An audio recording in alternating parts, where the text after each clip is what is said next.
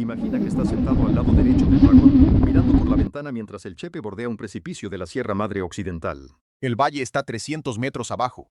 La roca volcánica es negra, casi vertical, y la vegetación de cañón se aferra a ella sin ninguna lógica aparente. El sol entra de costado, el tren cruje sobre los rieles en curva, y entonces ves un puente de vigas de acero que cruza la barranca hacia la izquierda, y sobre ese puente, otro tren. Verde. Los mismos vagones, la misma locomotora diésel, el mismo tren en que tú vas sentado. Ese tren está 80 metros más abajo. Imagina que el Chepe mira hacia la montaña, que la luz está más de 40 segundos dentro de un túnel oscuro, que el ruido se duplica contra las paredes de basalto, y que cuando reaparece la luz, miras por la ventana y ves de nuevo ese puente. El mismo puente de acero. Pero ahora el puente está 80 metros más arriba de ti. Imagina que esto ocurre 3 veces. En el mismo cerro. En los mismos 4 kilómetros de sierra, el tren que te lleva cruza su propia vía 3 veces, a 3 alturas distintas, sobre la misma barranca vertical del mismo cerro de Temoris. Hoy vamos a entrar al lazo de Temoris. No estamos hablando del ferrocarril de Raetian en los Alpes suizos, el que tiene sello de Patrimonio de la Humanidad de la UNESCO y aparece en los documentales de ingeniería europea como el ejemplo máximo de ferrocarril de montaña. Estamos hablando de algo en un cerro de Chihuahua que los ingenieros ferroviarios del mundo llevan décadas estudiando, que los ferroviarios mexicanos conocen como uno de los tramos más exigentes que se construyeron en el continente americano durante el siglo XX, y que la mayoría de los mexicanos no puede señalar en el mapa. La barrera de roca que detuvo proyectos durante 89 años, que se cobró decenas de vidas entre los trabajadores que intentaron perforarla, que al final tuvo que doblar frente a una solución de ingeniería que nadie había aplicado antes en ninguna montaña de México. ¿Por qué un tren necesita cruzar su propia vía 3 veces en el mismo cerro? ¿Qué problema de física y de terreno tiene ese número de respuesta exacta? ¿Y quiénes fueron los hombres que pusieron el cuerpo para que esa respuesta existiera y para que el Chepe pudiera bajar de la sierra al Pacífico? Quédate hasta el final. Lo que vamos a contar va a cambiar la manera en que ves ese tren. Antes de empezar, si este tipo de historias sobre México, sobre lo que se construyó y lo que se pagó, te importan tanto como a nosotros, suscríbete al canal y activa la campanita para no perderte ningún vídeo más. Y si quieres apoyar directamente este proyecto, considera hacerte miembro del canal. Tu apoyo es lo que hace posible que sigamos investigando y rescatando estas historias que casi nadie cuenta. Estés donde estés, en México o del otro lado, este canal es tuyo. Ahora sí, vamos al cerro. Dato 1. La primera vez que lo ves, no puedes creerlo. Empecemos por lo que ocurre exactamente en el lazo. El ferrocarril Chihuahua al Pacífico, el que conocemos como el Chepe, cubre 654 kilómetros entre la ciudad de Chihuahua, a 2.400 metros sobre el nivel del mar, y el puerto de Topolobampo, a 8 metros. Casi todos esos kilómetros los hace subiendo o bajando laderas de la Sierra Madre Occidental. Pero hay una sección, entre la estación de Bahuichivo y la estación de Temoris, donde el terreno cae con una brutalidad que ningún ferrocarril del mundo podría seguir en línea directa sin perder el control en la bajada. El lazo de Temoris es la respuesta que se construyó para ese problema. Cuando el Chepe desciende desde el altiplano chihuahuense hacia el Pacífico, llega al cerro de Temoris con la sierra cayendo frente a él a una pendiente que en algunos puntos supera el 7%. Para un tren de pasajeros, eso equivale a una pared. Las locomotoras diésel modernas pueden manejar pendientes de hasta 2,5% de manera sostenida en sección larga. 7% triplica ese límite. Entonces la vía no baja en línea recta. La vía da vueltas. 3 vueltas. Cada vuelta implica que el tren entra a la montaña por un túnel, gira casi 180 grados dentro de la roca, y emerge en el mismo costado del cerro, pero a una cota completamente distinta. Cuando sale del túnel, la vía por la que acaba de pasar queda visible desde la ventana del vagón, cruzando la barranca sobre un puente de acero 80 metros más arriba o más abajo, según la dirección que lleves. Los periodistas del Heraldo de Chihuahua, que viajaron en el convoy inaugural el 23 de noviembre de 1960, y uno escribieron que, cuando el Chepe atravesó el lazo por primera vez con pasajeros, hubo personas en los vagones que pensaron que el tren había dado media vuelta y regresaba. Vieron el puente, vieron la vía, y no podían entender cómo esa vía que cruzaba la barranca era la misma por la que acababan de pasar. Para que te hagas una idea de lo que significa visualmente, el Raetian Railway en los Alpes suizos, ese que tiene sello de la UNESCO, ese que los europeos llevan décadas mostrando como la obra cúspide de la ingeniería ferroviaria de montaña, tiene espirales similares en sus secciones de Albula y Bernina. Son la referencia mundial. Y sin embargo, los ingenieros ferroviarios que han estudiado ambas obras coinciden en que la complejidad topográfica del lazo de Temoris, construido sin carreteras de acceso, sin presupuesto europeo y con trabajadores que vivían en carpas en la sierra, es cuando menos equiparable. México tiene en ese cerro de Chihuahua algo que el mundo debería conocer. Casi nadie en el mundo lo conoce. El cerro donde ocurre tiene nombre propio. Se llama Cerro de Temoris, y ese cerro, como vamos a ver a lo largo de este relato, lo cambia todo. Dato 2. Los hombres que pusieron el cuerpo antes de que hubiera vía, antes de que existiera el lazo, antes de que existiera la ingeniería que lo hizo posible, hubo hombres que intentaron abrir paso por esa misma sierra con lo que tenían: dinamita, martillos neumáticos, carretillas de mano y cuerpos. Los trabajos de construcción del ferrocarril Chihuahua al Pacífico en la sección de la Sierra Madre, los que abrieron los túneles y tendieron los puentes del Triple Cruce, ocurrieron principalmente entre 1952 y 1961. En esa década, Ferrocarriles Nacionales de México contrató jornaleros de Chihuahua, de Sinaloa y hombres rarámuri de las comunidades serranas, a quienes el trabajo les llegó como llegaba casi cualquier cosa a esas alturas, como la única opción disponible.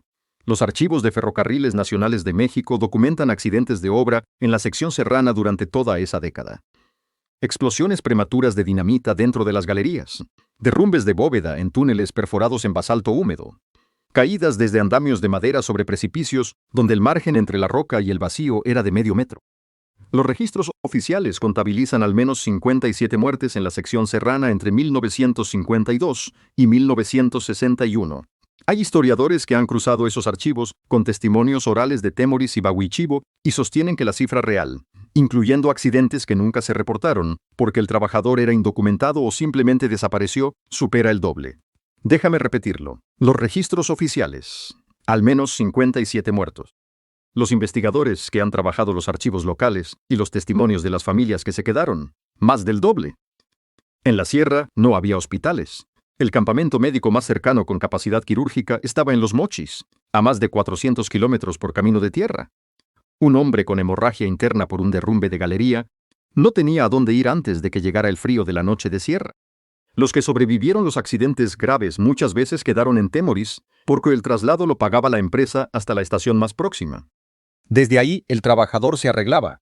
México tenía en ese cerro de Chihuahua una obra de ingeniería de dimensión internacional, y la construyó con trabajadores que no tenían mascarilla en los túneles, sin protocolo de seguridad documentado, sin que ningún nombre de ninguno de los caídos apareciera luego en ninguna placa de ninguna estación del...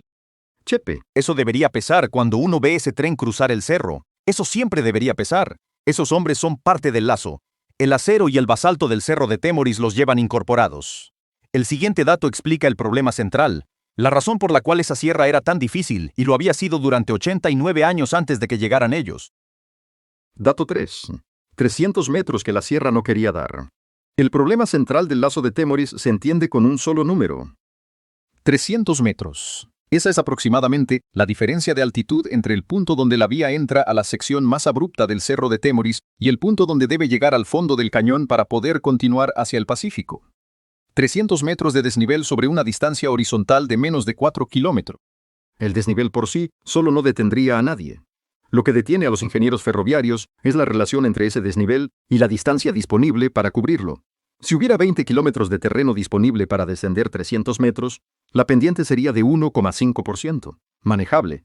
Los ingenieros lo habrían resuelto con curvas amplias y una vía sinuosa pero directa. 4 kilómetros y 300 metros de caída dan una pendiente de 7,5%. 7 metros y medio de descenso por cada 100 metros de avance horizontal. Para un tren con carga, eso es un precipicio funcional. Los frenos se sobrecalientan hasta el fallo. Las locomotoras pierden tracción. Y la vía misma falla, porque la fuerza que ejerce un convoy pesado sobre los rieles en una pendiente de ese ángulo puede arrancarlos del balasto en las curvas.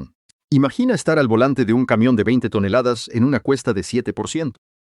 El vehículo acelera por el peso propio. Los frenos se calientan. En los puntos de mayor pendiente, el conductor siente que el camión tira hacia adelante con una fuerza que ningún pedal puede controlar de forma indefinida. Ahora multiplica ese efecto por 10, porque eso pesa un convoy ferroviario cargado. Y agrégale que los rieles no tienen el agarre de un asfalto rugoso, sino el coeficiente de fricción del acero sobre acero, que es considerablemente menor. Los ingenieros ferroviarios del siglo XIX lo sabían. Por eso los primeros proyectos del Chihuahua al Pacífico propusieron rodear la zona más abrupta. Buscar pasos de montaña con pendientes menores, aunque eso alargara el recorrido 100 o 200 kilómetros. Pero cada alternativa encontrada en los mapas tenía otro problema. El terreno volcánico era inestable, los recursos hídricos estaban en los fondos de los cañones, y las comunidades a las que el ferrocarril debía servir vivían precisamente en esos fondos que cualquier ruta alternativa habría tenido que evitar. La solución al problema de los 300 metros no llegó con una ruta diferente.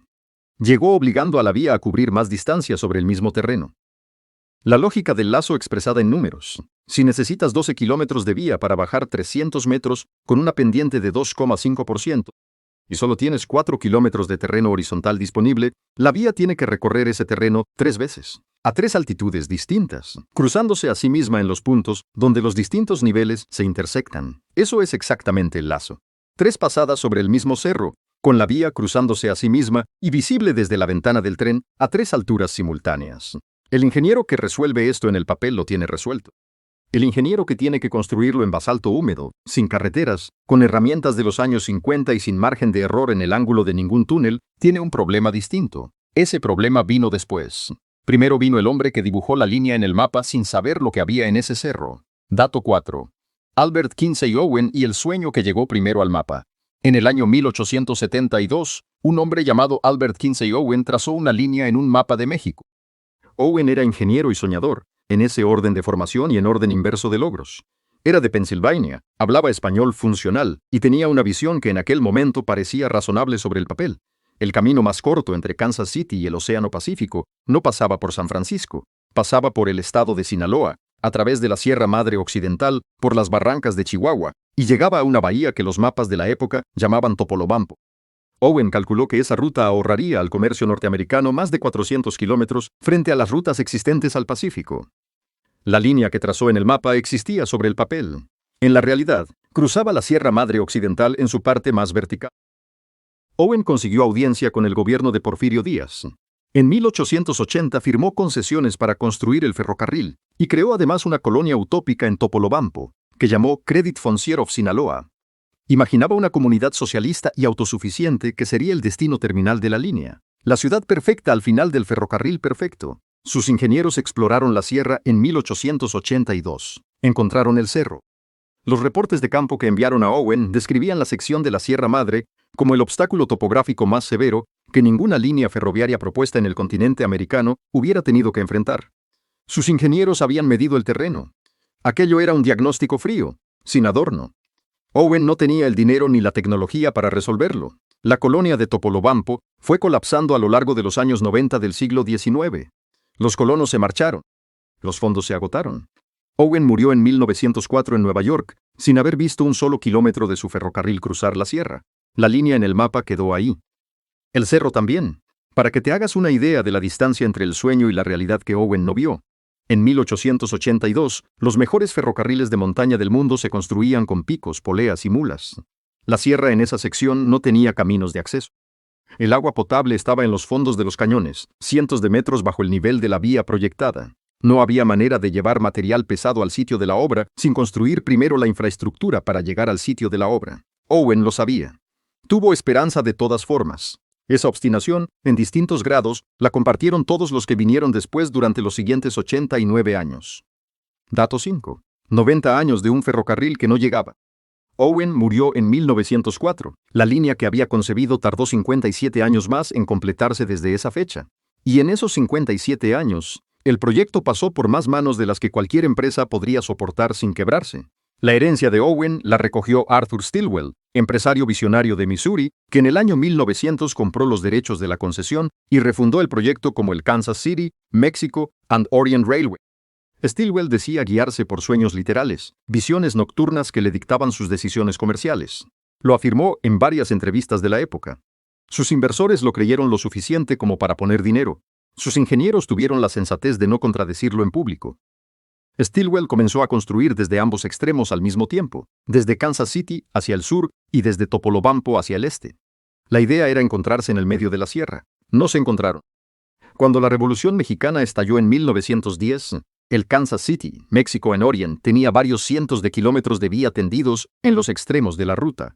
La sierra, en el centro, seguía sin tocarse. Las tropas revolucionarias usaron los tramos ya construidos para mover hombres y armas, y dañaron partes de la infraestructura en el proceso. Stilwell vendió los restos del proyecto al gobierno mexicano en 1928. El gobierno lo absorbió dentro de Ferrocarriles Nacionales de México, y la sierra siguió esperando. Entre 1928 y 1950, Ferrocarriles Nacionales estudió el problema de la sección serrana al menos en 4 ocasiones distintas. Cada vez, el diagnóstico de sus ingenieros llegaba a la misma conclusión. Técnicamente posible, pero requería recursos que ningún presupuesto ordinario podía costear, y una logística de acceso que en ausencia de carreteras equivalía prácticamente a construir un ferrocarril para poder llegar al ferrocarril que se quería construir. Fue el presidente Adolfo Ruiz Cortines quien autorizó en 1952 la inversión definitiva. Y fue su sucesor, Adolfo López Mateos, quien inauguró la línea completa en 1961. Desde la visión de Owen en 1872 hasta el primer tren que cruzó la sierra completa. 89 años. Déjame repetirlo. 89 años de proyectos, quiebras, resoluciones, presupuestos rechazados y muertos en las laderas de la sierra, antes de que el primer tren completara el recorrido entero. Para que te hagas una idea, en ese mismo periodo, México había pasado del porfiriato a la revolución, de la revolución al México del milagro económico. El mundo había vivido 2 guerras mundiales, y el ferrocarril de Owen todavía no había cruzado la sierra cuando terminó la Segunda Guerra Mundial. Lo que hizo que todo cambiara fue que alguien encontró el ángulo exacto del problema. El siguiente dato es ese ángulo. Dato 6. La geometría del nudo. Llegamos al centro de la pregunta que abre este vídeo. ¿Por qué el Chepe cruza su propia vía 3 veces en el mismo cerro? Aquí está la explicación completa. El principio que resuelve el problema se llama lazo ferroviario en espiral, y antes de Temoris ya existía en el mundo. Los suizos lo usaron en los Alpes. Los indios lo aplicaron en los Himalayas. El principio es siempre el mismo. Cuando el terreno tiene más pendiente de la que un tren puede manejar directamente, la vía no sigue el terreno. La vía da vueltas para acumular longitud y suavizar el ángulo de bajada. En el lazo de Temoris, cuando el Chepe viene de Chihuahua descendiendo hacia el Pacífico, llega a la sección con el cerro cayendo frente a él a una pendiente que ninguna locomotora convencional controla. Lo que ocurre entonces es esto. La vía gira hacia el costado del cerro, bordeándolo parcialmente. Ese giro solo no basta para acumular la distancia necesaria. Entonces la vía entra al primer túnel perforado en la roca. Dentro del túnel, la vía traza una curva de casi 180 grados. El tren entra por un extremo y sale por el contrario, habiendo girado dentro de la montaña.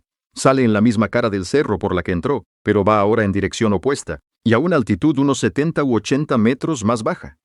Para entender lo que eso significa en el espacio, imagina que entras andando al cerro por el lado norte, y cuando sales estás mirando hacia el sur y caminando hacia él, pero 80 metros más abajo de donde entraste.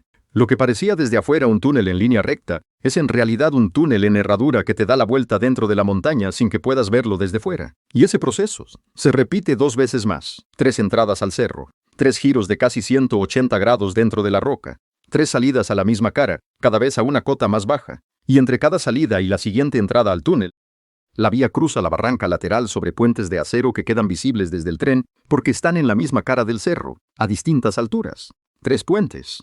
3 alturas. La vía en el nivel inferior ve las vigas de los puentes superiores. Y todo ocurre en 4 kilómetros de terreno real, aunque el carril recorra más de 8 kilómetros para atravesarlos. Antes de seguir, una pregunta para los que están viendo esto. De todo lo que hemos contado hasta aquí, ¿qué te parece más difícil de imaginar? ¿Que alguien calculara este diseño en los años 50 con reglas de cálculo y tablas en papel, sin ninguna computadora de ningún tipo? ¿Que se construyera en plena sierra sin carreteras de acceso? ¿O que tardara 89 años desde la primera propuesta hasta que el primer tren pasó? Cuéntanoslo en los comentarios. Lo leemos todos. Estés donde estés, en México o del otro lado, tu opinión importa en este canal. Dato 7. Los 3 túneles donde el tren da la vuelta. El corazón mecánico del lazo son los túneles, y vale la pena detenerse en ellos, porque lo que se hizo dentro de esa roca en los años 50 merece su propio espacio en el relato. El Cerro de Temoris, que en el dato 1 describimos como el lugar donde ocurre el triple cruce, está formado principalmente por basalto y riolita, roca volcánica de origen antiguo, densa y dura. Perforar roca de ese tipo con la tecnología de los años 50 del siglo XX era dinamita, martillos neumáticos alimentados por compresores de gasolina, y cuadrillas de trabajadores que entraban a la galería con linternas de carburo para retirar el material volado a mano, en carretillas que salían sobre rieles de madera provisional. El proceso controlado de perforación con sensores y monitoreo remoto llegaría décadas más tarde. En los años 50, lo que había era músculo y pólvora. Cada túnel del lazo sigue una curvatura pronunciada. Cuando estás dentro, no puedes ver la salida desde la entrada. La oscuridad es completa. El polvo de roca triturada tarda horas en asentarse después de cada detonación. En esas condiciones, cada medición, cada ajuste de ángulo, cada verificación de que la galería sigue el diseño original, era un proceso tedioso y peligroso. Un error de un grado en la dirección de la perforación se acumula a lo largo de 200 metros de galería y puede hacer que el túnel salga del cerro en el ángulo equivocado, arruinando semanas de trabajo. El cerro de Temoris tenía zonas de falla geológica interna que los levantamientos de superficie no habían detectado. Cuando las perforadoras alcanzaron esas zonas, el material se vino encima. Hubo derrumbes en las galerías durante la construcción. Los trabajadores que sobrevivieron los derrumbes dentro de los túneles del lazo describían siempre lo mismo: el crujido profundo que llegaba un segundo antes que la roca, como si el cerro respirara. Y después, la oscuridad. Los túneles tienen radios de curvatura reducidos, lo que es ajustado para un ferrocarril de paso. Eso limita la velocidad máxima del chepe en esa sección. El maquinista desacelera al entrar al lazo, no solo porque la pendiente cambia, sino porque la curva pronunciada impone restricciones que se aprenden en la primera semana de servicio en esa ruta y no se olvidan. Dentro del primer túnel, el tren invierte su dirección de marcha sin que los pasajeros lo noten. Entran mirando hacia el poniente y salen mirando hacia el oriente. Pero como el túnel es oscuro y curvo y el movimiento del tren es continuo y suave, la inversión pasa desapercibida. Solo notan que el puente que antes estaba a su izquierda ahora está a su derecha, y que el cerro parece haberse movido. El cerro de Temoris se tragó décadas de trabajo. En el siguiente dato, vamos a ver el lado exterior de lo que ese trabajo produjo. Dato 8. Los 3 puentes donde el chepe pasa sobre sí mismo. Si los túneles son el mecanismo oculto del lazo, los puentes son su cara visible. Son 3 estructuras metálicas que cruzan la barranca lateral del cerro de Temoris a distintas alturas. Cada puente conecta la salida de un túnel con la entrada del siguiente, o con la continuación de la vía hacia la llanura del Pacífico. Vistos desde el exterior del cerro, si pudieras situarte en un punto de la barranca con ángulo suficiente, quedarían escalonados sobre la misma pared de roca como peldaños de una escalera construida en el vacío. Lo que hace a estos puentes distintos de todos los otros puentes del chepe está en su relación entre sí, no en su tamaño individual. En términos de dimensiones, son estructuras moderadas comparadas con los grandes viaductos de la línea, como el del río El Fuerte o el del Baluarte, que miden decenas de metros de altura libre y cientos de longitud. Lo singular aquí es que los 3 quedan dentro del mismo campo visual. El puente del nivel superior es visible desde el nivel intermedio, que a su vez es visible desde el nivel inferior, y los 3 quedan dentro del campo de visión al mismo tiempo desde ciertos ángulos de la barranca. La construcción de esos puentes en los años 50 fue un ejercicio de logística extrema. El acero de las vigas llegó desde Monterrey por ferrocarril hasta el punto más cercano con vía tendida. Desde ahí, el material avanzó en camiones hasta donde había camino, y desde donde el camino terminaba, siguió en mulas. En los tramos donde no había ni camino ni mula que pudiera pasar, los trabajadores lo portaron en los hombros hasta el sitio de armado. Los ingenieros de ferrocarriles nacionales que supervisaron el montaje de los puentes del lazo trabajaron con viento, lluvia y neblina que en esa sierra cambian de una hora para otra. Los andamios de madera que sostenían el armado de las vigas metálicas colgaban sobre el vacío de la barranca. Un fallo en el andamio no significaba una caída de 3 metros sobre tierra firme, significaba caer hasta el fondo del cañón. Y aquí viene el detalle que pocos consideran: el montaje de un puente de acero en la ladera de un cerro sin grúa de torre, sin plataforma de obra estable, con el suelo inclinado y la barranca al lado. Es una secuencia de operaciones que requiere que cada pieza llegue en el orden exacto en que va a ser instalada. Una viga que llega antes de tiempo no tiene dónde esperarse en la ladera. Una que llega tarde paraliza el montaje. Y en la sierra de los años 50, la coordinación logística entre la acerera de Monterrey, el ferrocarril de la llanura, los camiones de tierra y los portadores de mula, era una cadena que se cortaba con cualquier lluvia, cualquier derrumbe de camino, cualquier animal que se torciera el espinazo en un paso estrecho. Cuando el último puente quedó ensamblado y la vía completa del triple cruce se tendió por primera vez, los ingenieros hicieron pasar una locomotora de prueba sola, sin vagones, para medir el comportamiento bajo peso real antes de arriesgar pasajeros. La locomotora cruzó el lazo completo en ambas direcciones. Los puentes aguantaron. Los nombres de los ingenieros que estaban en la orilla de la barranca cuando esa locomotora de prueba cruzó el primer puente no aparecen en ninguna placa de la estación de Temoris. Los nombres de los trabajadores que construyeron los andamios, tampoco. En el siguiente dato vamos a hablar de quiénes eran los técnicos que lo calcularon todo. Y del cálculo que tuvo que funcionar a la primera, porque en esa sierra no había margen para una segunda oportunidad. Dato 9. El ingeniero que encontró el ángulo exacto. En los años 50 del siglo XX, Cuando Ferrocarriles Nacionales de México se comprometió finalmente a completar la sección serrana, el problema del Cerro de Temoris era exactamente el mismo que había paralizado a todos los anteriores. La topografía no había cambiado. La pendiente seguía siendo de 7,5%. La roca era la misma. Lo que había cambiado era la ingeniería disponible. Los técnicos de Ferrocarriles Nacionales que se asignaron a la sección serrana en 1952 llegaron con algo que Albert Kinsey Owen no tenía en 1880 y que Arthur Stilwell no aprovechó en 1910. Fotografía aérea de reconocimiento militar reconvertida al uso civil, que por primera vez permitía trazar la topografía de la sierra con un nivel de detalle que ningún levantamiento a pie podía alcanzar. Con esos mapas aéreos, los ingenieros de la División de Proyectos de FNM calcularon por primera vez con rigor completo la geometría de las distintas soluciones posibles para el Cerro de Temoris. El equipo técnico mexicano trabajó junto a asesores de la empresa constructora americana Morrison Knudsen Company, que había participado en obras de infraestructura en varios continentes. Owen, del que hablamos en el dato 4, había concebido este ferrocarril 80 años antes como una empresa americana con concesión mexicana. Ahora el diseño era de los ingenieros de FNM. Los americanos estaban como apoyo técnico de construcción. La conclusión del análisis fue la que cualquier ingeniero con suficiente precisión topográfica habría alcanzado. El único recorrido que mantenía la pendiente dentro del límite sostenible en la sección más abrupta era el recorrido en espiral. 3 pasadas sobre el mismo cerro. El lazo. El diseño requería que todo el sistema funcionara como un mecanismo de relojería. Un error de 1 grado en el radio de curvatura del túnel número 2 hacía que la vía saliera al inicio del puente del nivel intermedio en el ángulo equivocado, lo cual significaba demoler todo lo perforado y volver a entrar al cerro desde adentro de la galería. Que el lazo exista y que la primera locomotora de prueba cruzara sin incidentes en 1960 es el resultado de esa ingeniería, y también del hecho de que alguien cargó las vigas de acero en mulas y en los hombros y las subió hasta donde tenían que estar.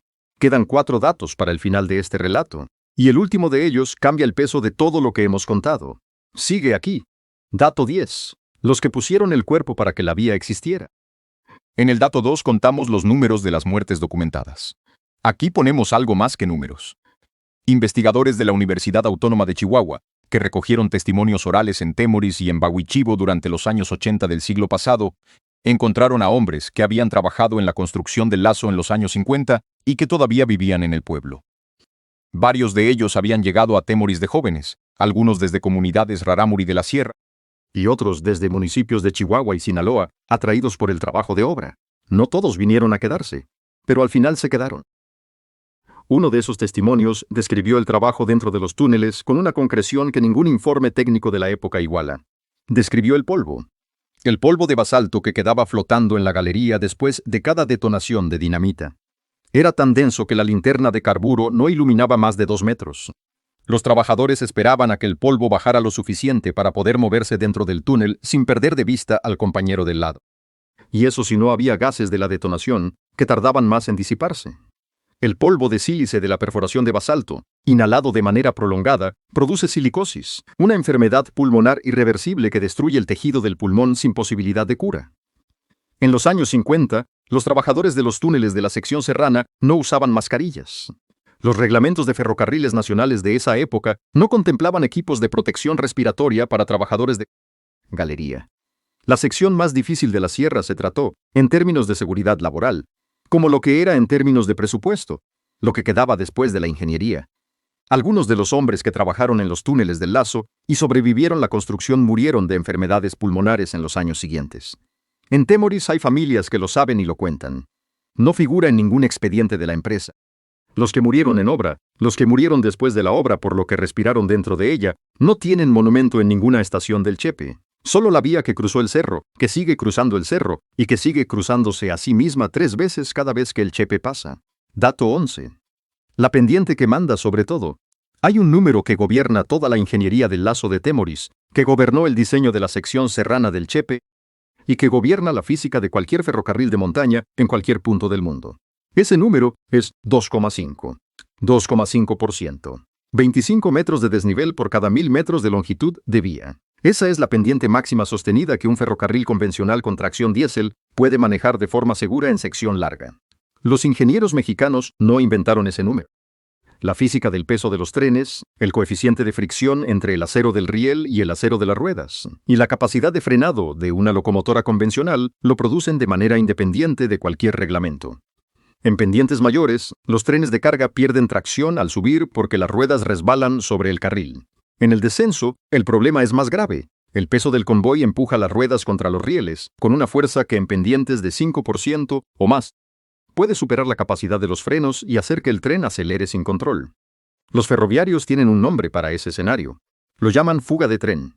Y en la sierra, una fuga de tren en pendiente no tiene destino neutro. El Cerro de Temoris tiene una pendiente natural de terreno de 7,5%, 3 veces el límite.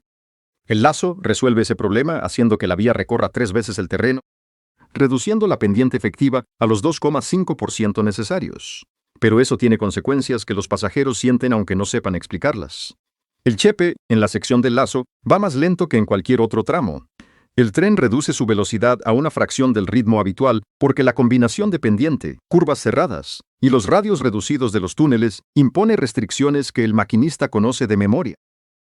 El maquinista del chepe que lleva el convoy a través del lazo está calculando en tiempo real el equilibrio entre la velocidad necesaria para mantener la tracción y la velocidad máxima que permite la curvatura sin que los bogies fuercen el carril. Un maquinista con experiencia en la sección serrana aprende a conocer el lazo por sonido antes de verlo. El cambio en la resonancia de los rieles cuando la vía empieza a curvar con más fuerza, el comportamiento de la locomotora en la bajada de pendiente, el crujido específico de las ruedas sobre un carril de radio reducido. El lazo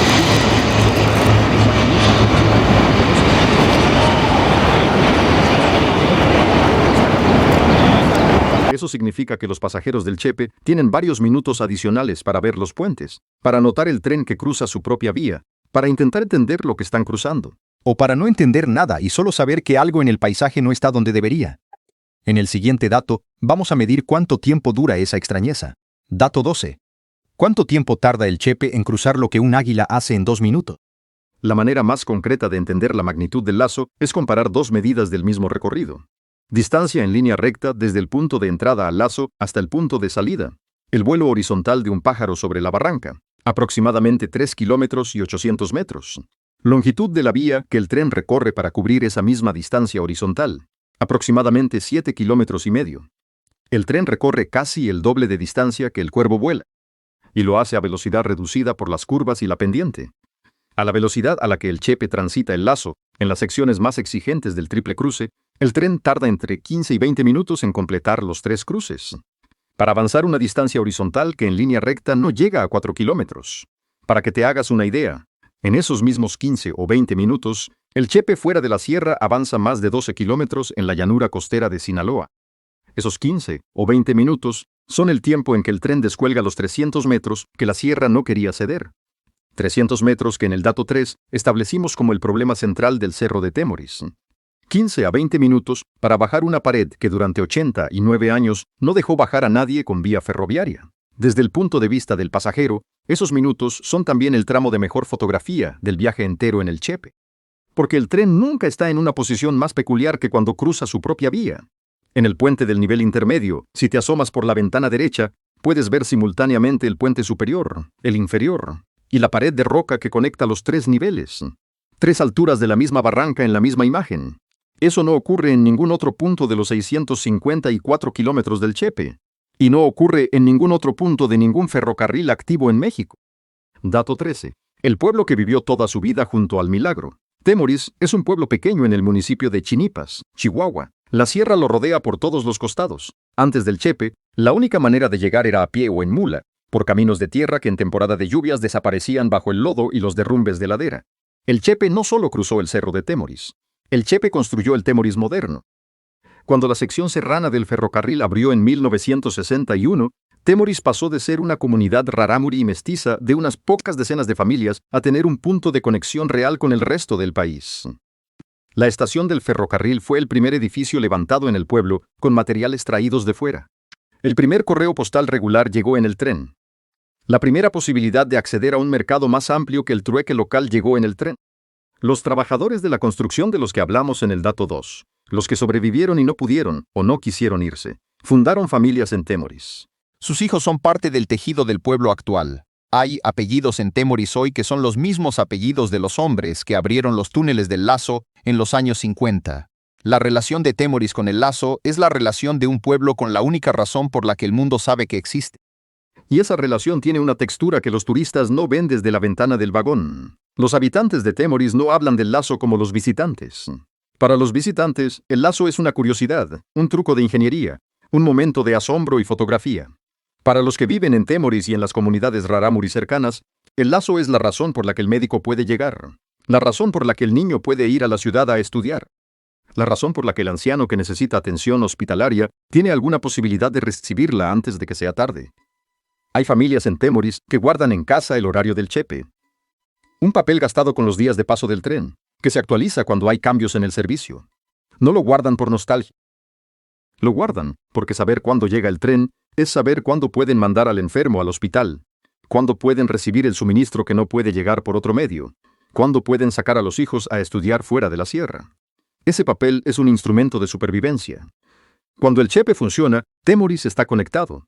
Cuando el chepe no funciona, por derrumbe en la sierra, por presupuesto de mantenimiento insuficiente, por inundación de un tramo en barranca, Temoris queda donde siempre estuvo antes del ferrocarril, solo. Los habitantes de Temoris saben eso mejor que nadie. Y cada vez que escuchan el chepe entrar a la estación, hay en ese sonido algo que para los turistas es pintoresco y para ellos es otra cosa. Es la certeza de que ese día, al menos ese día, el mundo no se cerró del todo. Dato 14. Lo que ven los pasajeros desde el vagón. Vamos a describir lo que experimenta alguien que cruza el Lazo de Temoris sin saber lo que es. El chepe viene de Bahuichivo descendiendo hacia el poniente. El paisaje ha cambiado varias veces en las últimas horas. La sierra de pino y encino del altiplano chihuahuense ha ido cediendo a vegetación más densa, más verde, más tropical. La temperatura ha subido varios grados. El aire ya no es el aire seco de las mesetas. Huele a tierra húmeda y a vegetación de cañón profundo. Entonces el tren empieza a bajar más rápido de lo habitual. El maquinista reduce la velocidad. El chirrido suave de los frenos sobre los rieles llega hasta los vagones. Los que llevaban horas mirando por la ventana se enderezan en el asiento porque algo está cambiando en la vía. La vía se curva hacia el norte. El cerro aparece a la derecha del tren, masivo, oscuro, cubierto de selva de montaña que a esa altitud no debería existir, pero existe porque la humedad de la barranca y el microclima del cañón lo permiten. Y entonces, a la izquierda del tren, sobre el vacío de la barranca, aparece el primer puente. Un pasajero que nunca ha oído hablar del Lazo mira ese puente y lo procesa como una estructura más del paisaje. Hay muchos puentes en el chepe. Este es uno más. El tren entra al primer túnel. 40 segundos de oscuridad amplificada por las paredes de basalto. Cuando el tren sale a la luz, el mismo pasajero mira por la ventana izquierda y ve un puente de acero. Pero algo no encaja. El bosque que había a la derecha ahora está a la izquierda. Y el puente tiene una forma reconocible. Es el mismo puente que vio antes del túnel. Pero ahora está 80 metros más arriba. La mayoría de los pasajeros en ese momento miran alrededor para ver si alguien más ha notado algo raro. Algunos preguntan al compañero de asiento. Otros sacan el teléfono para fotografiar, aunque no estén seguros de qué están fotografiando. El tren entra al segundo túnel. Sale. Un segundo puente a la izquierda, y el primero visible más arriba y hacia atrás. 2 niveles de vía en la misma barranca. Cuando el tren cruza el tercer puente y sale a la ladera más baja del Lazo, los pasajeros que han estado mirando sin perder el hilo tienen en la cabeza una imagen que no saben bien dónde poner. Un tren que pasó sobre sí mismo. Una imagen que no tiene nombre en ninguna guía de viaje que hayan leído. Ese nombre es el Lazo de Temoris. Y en el siguiente dato vamos a descubrir que casi no llegó a existir, porque hubo otra solución sobre la mesa que lo habría borrado del mapa. Dato 15. La alternativa que habría destruido el cerro.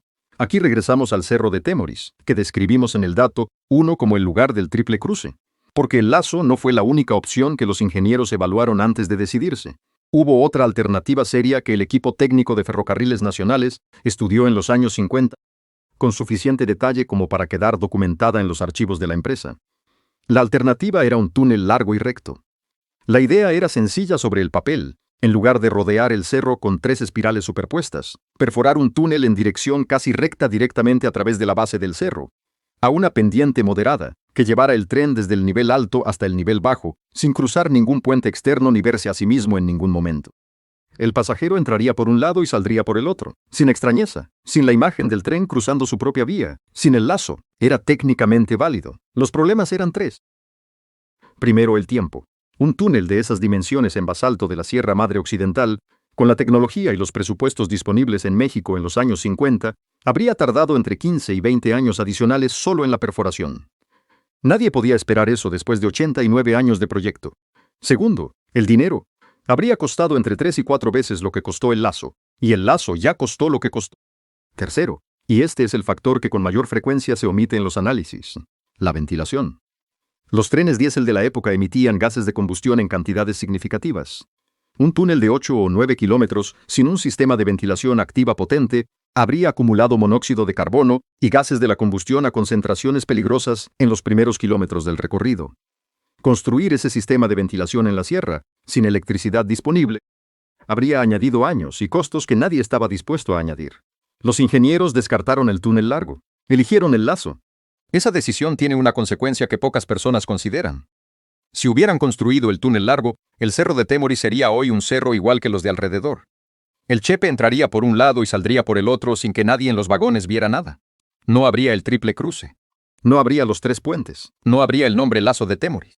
No habría la fotografía que generaciones de pasajeros han sacado desde la ventana del vagón sin entender del todo lo que estaban fotografiando. Lo que hoy es la sección más icónica del Chepe existe porque en los años 50 el túnel largo era demasiado caro y demasiado lento. El milagro de ingeniería es el resultado de una restricción presupuestaria de hace 70 años. La belleza y las circunstancias son a veces la misma cosa. Dato 16. El costo de hacerlo así. Estamos en el dato 16. Vale la pena poner un número encima de todo lo que hemos contado. La construcción del ferrocarril Chihuahua al Pacífico en su conjunto, desde que Ferrocarriles Nacionales retomó el proyecto con presupuesto real en 1952 hasta la inauguración en 1961, costó aproximadamente $400 millones de la época. En pesos de 1961, eso representaba una suma superior al presupuesto anual completo de Ferrocarriles Nacionales de México para todas sus operaciones en el país en ese año. $400 millones de los años 60. Para que te hagas una idea, en ese mismo periodo, el gobierno mexicano construyó la ciudad universitaria de la UNAM en la capital, una de las obras arquitectónicas más ambiciosas del siglo XX en Latinoamérica, declarada años después Patrimonio de la Humanidad por la UNESCO. La ciudad universitaria costó, en dólares equivalentes de la época, aproximadamente 1/10 parte de lo que costó el Chepe en la sierra. Déjame repetirlo. 1/10 parte. La sección específica de la sierra, los tramos más difíciles que incluían el lazo y los pasos más abruptos, concentraba la mayor parte del gasto total. Cada kilómetro de vía en esa sección costaba entre 6 y 8 veces más que un kilómetro de vía en la llanura costera de Sinaloa. El gobierno de Adolfo López Mateos tomó la decisión de completar la obra con plena conciencia de ese costo. Lo hizo porque la rentabilidad del ferrocarril tenía una dimensión que ninguna hoja de cálculo sabía medir. La integración territorial, la política de llevar el país hasta donde el mercado nunca habría llegado solo. Las comunidades rarámuri, las comunidades mestizas de los municipios serranos de Chihuahua y Sinaloa que quedaban sin acceso real al país, mientras el resto del México del milagro económico avanzaba, eran el argumento de fondo. $400 millones para completar una línea que llevaba 89 años pendiente. El dinero fue del Estado mexicano. El beneficio fue para comunidades que ninguna lógica de mercado habría priorizado. Eso, en la historia del Chepe, es el dato que con mayor frecuencia desaparece detrás de las fotografías del tren y de los 3 puentes. Dato 17. Los otros lazos del mundo y por qué el de Temoris es diferente. El lazo de Temoris no es el único lazo ferroviario en espiral que existe en el mundo. Conviene decirlo con claridad, porque parte de la comprensión de esta obra está en entender qué tienen en común todos los lazos y qué tiene este de particular. La técnica del espiral ferroviario tiene precedentes documentados en Europa y en Asia. En Suiza, el ferrocarril rético tiene 2 secciones con túneles en espiral en los Alpes, la sección de Albula y la de Bernina. Ambas fueron declaradas Patrimonio de la Humanidad por la UNESCO en 2008. Son la referencia mundial cuando se habla de ferrocarriles de montaña con espirales. Los documentales de ingeniería los mencionan con regularidad. Los turistas viajan específicamente a Suiza para cruzarlas. En India, el Darjeeling Himalayan Railway tiene 4 lazos en su recorrido, el más famoso llamado Agony Point, donde el tren gira casi 180 grados para ganar altitud en los contrafuertes del Himalaya. Fue declarado Patrimonio de la UNESCO en 1999. El lazo de Temoris no tiene ese reconocimiento. Vale la pena ir más allá del debate sobre si lo merece. Lo que importa aquí es entender qué tiene este lazo que los otros no tienen. Lo que tiene el lazo de Temoris y el Raytheon Railway no tiene es el contexto en que se construyó. Los túneles en espiral de los Alpes suizos se levantaron con infraestructura de apoyo disponible, con carreteras alpinas para el transporte de materiales, con presupuestos europeos de principios del siglo XX y con estándares de seguridad laboral que para la época suiza eran exigentes.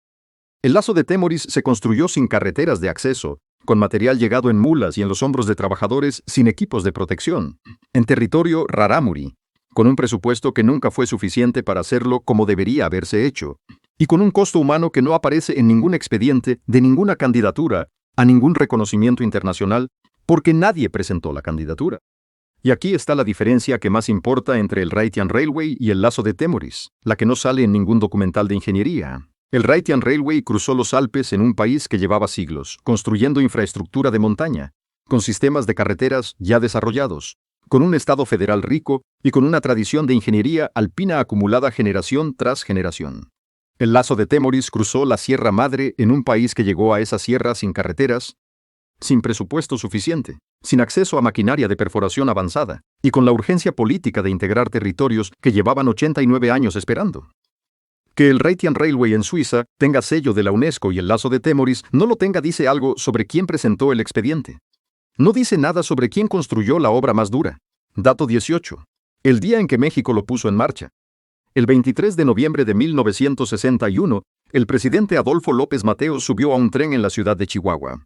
El convoy era el primero en completar el recorrido entero del ferrocarril Chihuahua al Pacífico de extremo a extremo. 654 kilómetros, 86 túneles, 39 puentes mayores. El lazo de Temoris en el centro de la sierra. López Mateos hizo ese viaje con su gabinete, con periodistas de los principales diarios del país, con ingenieros de ferrocarriles nacionales que habían pasado años en la sección serrana y con representantes de las comunidades que habían visto llegar a los trabajadores, ver morir a algunos y ver crecer la vía tramo a tramo durante casi una década entera. El tren tardó más de 12 horas en completar el recorrido de extremo a extremo. Cuando cruzó el lazo de Temoris, los ingenieros que habían diseñado la sección serrana estaban en el mismo vagón, y los relatos de quienes estuvieron presentes en ese cruce coinciden en un detalle que no aparece en los comunicados oficiales de la inauguración. Cuando el tren cruzó el primer puente del lazo y se vio desde la ventana el segundo puente más abajo, con el tercero visible aún más abajo, hubo silencio en el vagón presidencial. Nadie gritó, nadie celebró con aspavientos.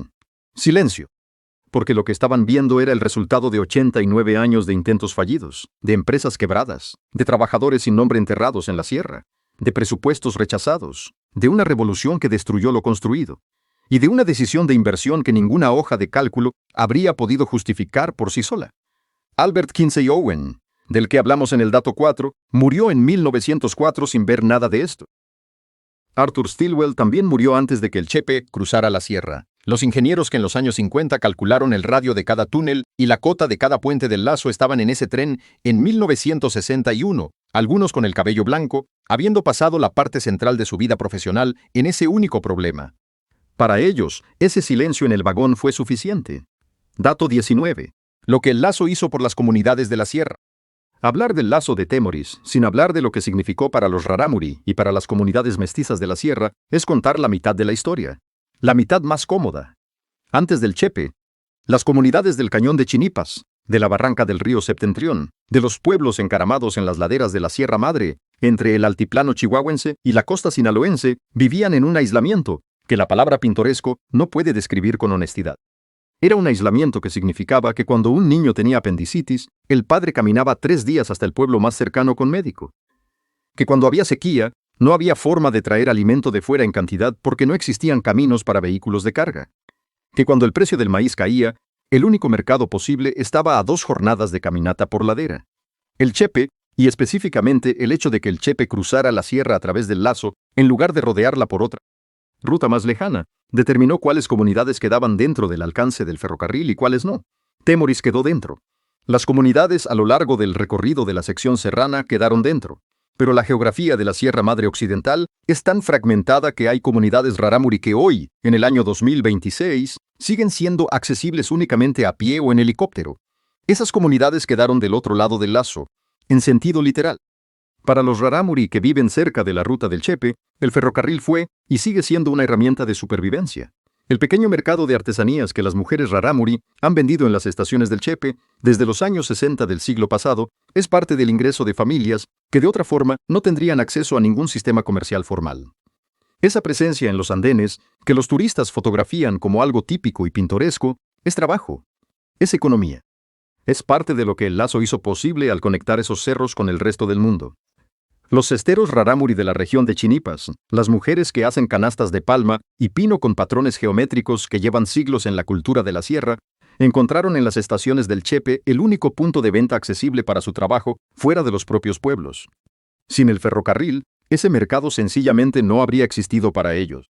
El lazo de Temoris, que parece un problema de ingeniería cuando lo ves desde la ventana del tren, es en la realidad un problema de economía y de dignidad que afecta a familias concretas. El lazo de Temoris conectó comunidades que ningún proyecto privado habría conectado. Y eso merece decirse sin ningún adorno. Dato 20. Lo que queda y lo que ya no está. Llegamos al dato final. Y vamos a terminarlo con lo que es, no con lo que debería ser. El lazo de Temoris sigue en pie. Los 3 túneles están en la roca del cerro de Temoris. Los 3 puentes de acero siguen cruzando la barranca. La vía sigue cruzándose así misma 3 veces sobre el mismo cerro, como la cruzó por primera vez la locomotora de prueba en 1960, y como la cruzó el tren presidencial de López Mateos en 1961. Lo que ha cambiado es la frecuencia con que pasa algo sobre ella. El Chepe, que en sus mejores años de operación funcionaba con varios servicios semanales, ha reducido sus frecuencias de manera sostenida desde que el ferrocarril mexicano fue privatizado en los años 90, y la sección serrana quedó bajo administración con un servicio turístico de frecuencia reducida. Las inversiones en mantenimiento de infraestructura en la sección serrana han sido insuficientes de manera sistemática desde entonces. Las traviesas y los rieles del lazo de Temoris, los que los trabajadores de los años 50 tendieron sobre esa barranca a costa de lo que costaron, tienen secciones que llevan décadas sin renovación completa.